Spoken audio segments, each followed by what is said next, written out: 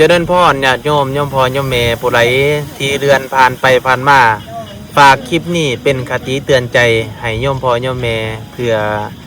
ใส่ในการดำรงชีวิตบางคนก็ถามมาหลายคนว่าเป็นหยังขะน้อยนี่คือบ่สมหวังกับในเรื่องความรักจักเทื่อให้เฮาสังเกตเบิ่งให้เฮาเบิ่งที่เหตุและปัจจัยของมันว่าเป็นหยังต้องถามใจตัวเองก่อนว่าเป็นหยังเฮาจึงบ่ประสบผลสำเร็จจักเทื่อก็ย้อนว่าเฮาบ่เข้าใจกันในบางเรื่อง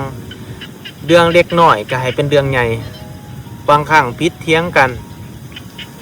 ก็บ่คิดถึงสิ่งที่เฮาได้สร้างมานำกันตั้งแต่อดีตตั้งแต่ก่อนที่ว่าบ่มีหยังพุ่นให้เฮาคิดแบบนี้ให้เฮาคิดถึงต้นซะว่าเฮาได้สร้างร่วมกันมาตั้งแต่ต้นพุ่นน่ะถ้าว่าเฮาสามารถมี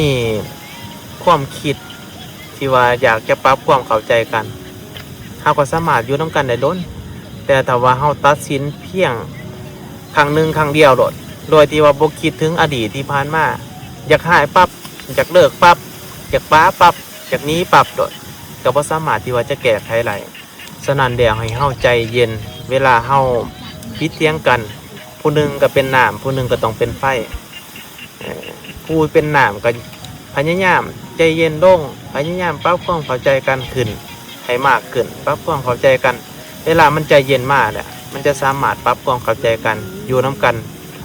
ไปไล่ตลอดชีวิตเจริญพรสาธุ